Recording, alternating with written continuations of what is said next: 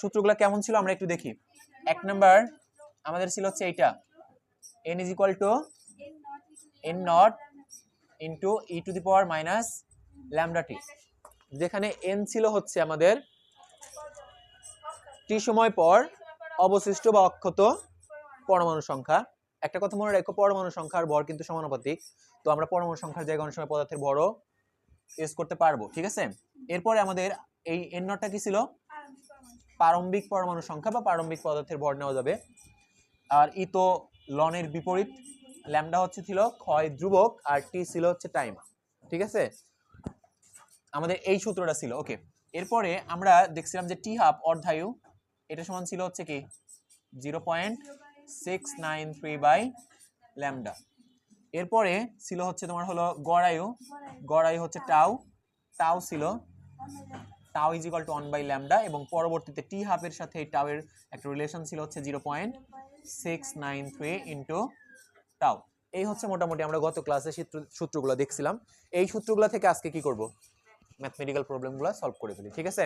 তাহলে দেখো ম্যাথটা কি হয়েছে, বলছে আমাদের এখানে যে গোল্ড এর পারমাণবিক ভর দেওয়া আছে কত 198, এর অর্ধ জীবন 2.70 দিন, গোল্ডের ক্ষয় ধ্রুবক ল্যামডাটা বের করতে বলছে। সো আমরা জানি যে অর্ধ জীবনের সাথে ল্যামডার একটা রিলেশন আছে না, এই যে আমরা তো জানি এই সূত্রটা যে টি হাফ ইজ ইকুয়াল টু কত 0.693 ডিভাইডেড বাই ল্যামডা। তো এখানে আমাদের টি হাফটা দেওয়া আছে, টি হাফটা আমি বলছিলাম দেখো টি হাফ যদি ডেতে থাকে ডেতে নিবা, ক্ষয় ধ্রুবক এবং টি হাফ এগুলা যে এককে থাকবে সেই এককেই বসাবা, নো চেঞ্জ, দরকার নেই, ঠিক আছে।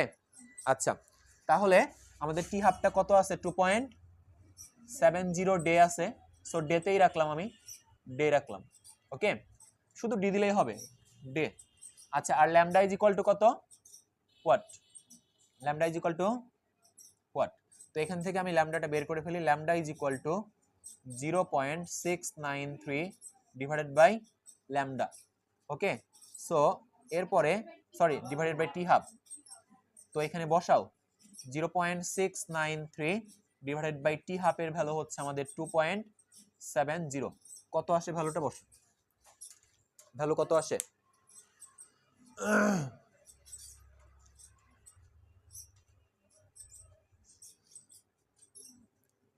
দ্রুত করো, 0.26, এটার এককটা কি হবে, আমি বলছিলাম ল্যামডার একক কি হয় পার ডে, পার ইয়ার, পার এরকম, সো এটা হবে পার ডে ইনভার্স 1, ঠিক আছে, ডে ইনভার্স কত 1, এরকম হবে এককটা। So this is the answer, okay.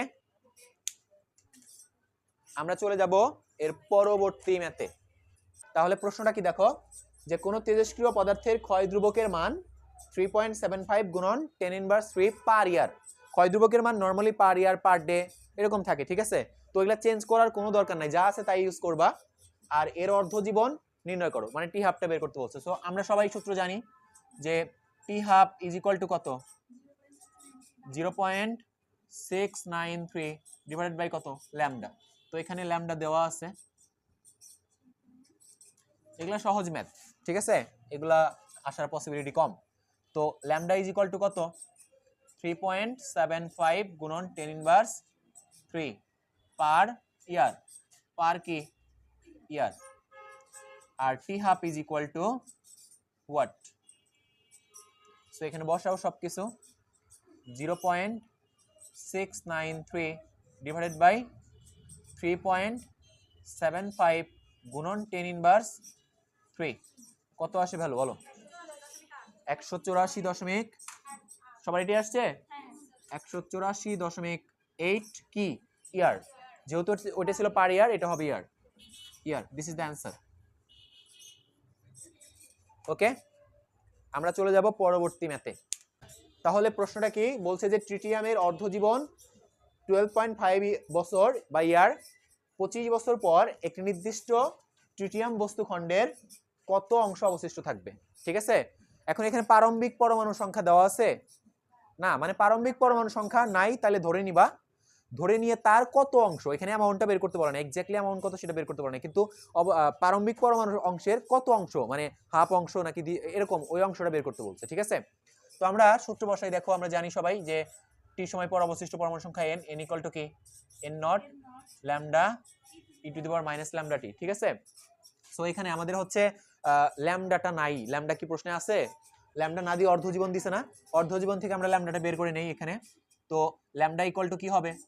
Lambda equal to হবে 0.693 ডিভাইডেড বাই কি টি হাফ। এখান থেকে ল্যামডা বের করে নাও, 0.693 ডিভাইডেড বাই হচ্ছে তোমার হলো 12.5, ভ্যালু কত আসে বলো? 0.055। ঠিক আছে, 0.055 এত কি হবে পার ইয়ার। ঠিক আছে, এটা গেল। এরপরে আমার ধরি, লেখো ধরি প্রারম্ভিক পরমাণুর সংখ্যা, পরমাণু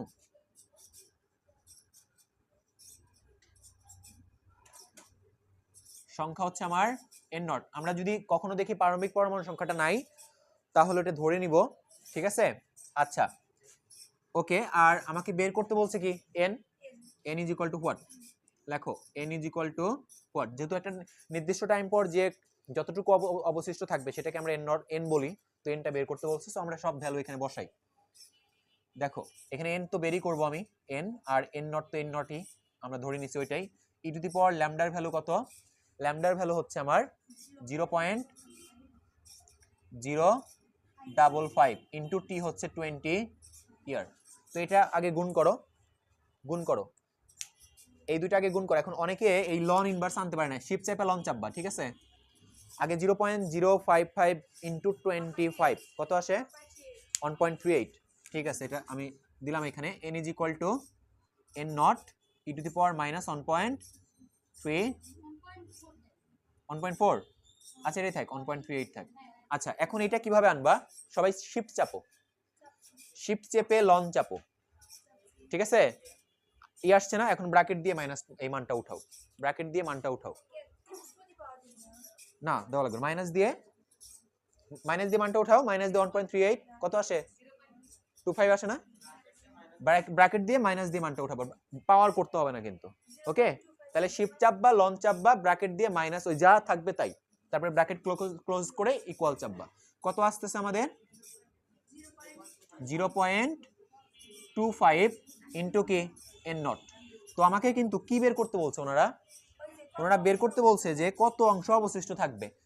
এই তাহলে এই n নটটা আমি এই পাশে নিয়ে আসি, তাহলে এই n নটটা যদি এই পাশে নিয়ে আসি, তাহলে কত পাচ্ছি আমরা? 0.25। আর 0.25 কে কি বলা যায়? 1/4। তুমি চাইলে এটাই অ্যান্সার রাখতে পারবা, আমি একটু ওইটাকে ভগ্নাংশ বানিয়ে দিলাম। 0.25 কে কিন্তু 1/4 লেখা যাবে। তার মানে কি আমার প্রারম্ভিক পরমাণু সংখ্যা যত, তার কত অংশ অবশিষ্ট থাকতেছে, মানে পরবর্তীতে তুমি চাইলে এইভাবে লিখতে পারবা, বা তুমি এটাকে এইভাবে লেখো যে n ইজ ইকুয়াল টু কি n নট এর কত? 1/4 অংশ।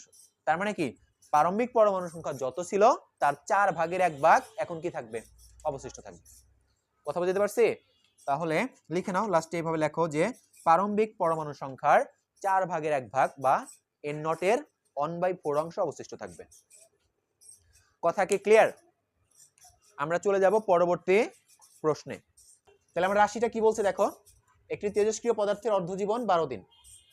কত দিনে ওই পদার্থের 85% ক্ষয়প্রাপ্ত হবে সেটা এবার কিন্তু আমাকে বের করতে বলছে, টাইম টি বের করতে বলছে এবার, তাই না? তো আমরা দেখব যে আমাদের যে সূত্র আছে, এই যে সূত্রটা n ইজ ইকুয়াল টু কি n naught e to the power minus lambda টি।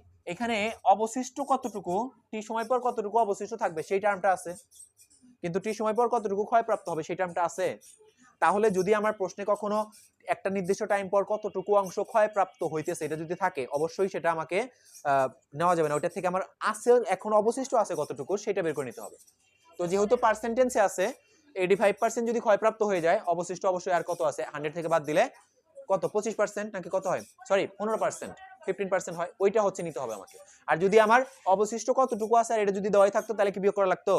তাহলে আর বিয়োগ করা লাগতো না। তাহলে আমরা এখানে আমরা সূত্রটা আগে লিখি যে n ইকুয়াল টু কি n naught e to the power lambda into t. তো এখানে দেখো এখানে আমাকে ল্যামডাটা নাই, ল্যামডাটা বের করে নেই সাইডে, ল্যামডা বের করে নেই। ল্যামডা ইকুয়াল টু কি হবে 0.693 ডিভাইডেড বাই কি 12, ঠিক আছে, ল্যামডা টি হাফ। তো এখান থেকে আমরা বের করি কত আসে এটা বলো তো, 0.058, এটা কি হবে পার ডে, ঠিক আছে এইটা। তারপরে হচ্ছে তোমার আমার এন নটটা কত আছে, এন নটটা ধরবো আমরা কি কোথায় 0.05 না 0.058 পার ডে। আচ্ছা এখানে কিন্তু আমার এন নটটা নাই, বাট এখানে তাহলে ধরে নিব আমরা, বলছি এন নটটা না থাকলে কি করবা, ধরে নিবা। আচ্ছা তাহলে আগে আমরা অবশিষ্টটা বের করে নিই। দেখো অবশিষ্ট আছে কত পার্সেন্ট, অবশিষ্ট আছে আমার 100 মাইনাস কত 85%, কত হচ্ছে আমার 15%, ঠিক আছে। এইটা অবশিষ্ট আছে কতটুকুর প্রারম্ভিক পরমাণু সংখ্যা n নট, তাহলে অবশিষ্ট আছে এই যে n ইকুয়াল টু কত, n ইকুয়াল টু আমার n নটের কত,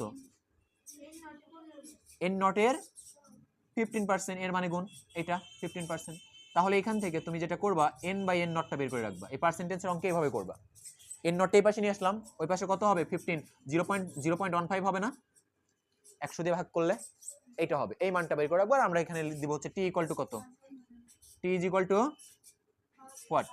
তো এখানে সব ভ্যালু বসাও, ভ্যালু বসানোর আগে এটাকে এই পাশে নিয়ে আসো, যেহেতু আমরা ওই মানটা পাইছি এখান থেকে, পার্সেন্টেজ হলে এইভাবে মানগুলো n বাই n নটের মানটা বের করে নিবা। তাহলে n বাই কত হবে n naught is equal to কি e to the power minus lambda into t. তো এরপরে আমরা এই ইটা যদি এই পাশে নিয়ে আসি কি হবে বলছিলাম, এইটাকে যদি এই পাশে নিয়ে আসি লন হয়ে যাবে না, একটু সাইজ করে নেই আর কি রাশিটাকে, n by n naught into কি মাইনাস ল্যামডা টি। তো এখন এখানে মান বসাই, লন এটার মান হচ্ছে কত 0.15, তাই তো, মাইনাস ল্যামডার মান কত, মাইনাস ল্যামডার মান হচ্ছে 0.058 ইনটু কি টি ইনটু টি। তো এখানে লন 0.15 এর মান বের করো, মাইনাস আসবে না, মাইনাস আসার কথা, মাইনাস কত 1.897 is equal two minus 0.058 into কি টি, ঠিক আছে। সো এখান থেকে মাইনাস মাইনাস বাদ টি ইজ ইকুয়াল টু কত হবে, টি ইজ ইকুয়াল টু হবে 1.97 ভাগ হচ্ছে 0.058, তার মানে 32.71 কত হবে এটা, ল্যামডার মান কোন এককে বসাইছিলাম আমরা পার ডে, তাহলে এত ডে হবে, এতদিন পর আসলে আমার 80% ক্ষয়প্রাপ্ত হয়ে যাবে। কথা ক্লিয়ার নাকি ভেজাল আছে, কথা ক্লিয়ার, এটা হচ্ছে আমাদের আনসার। আমরা চলে যাব পরবর্তী ম্যাথে।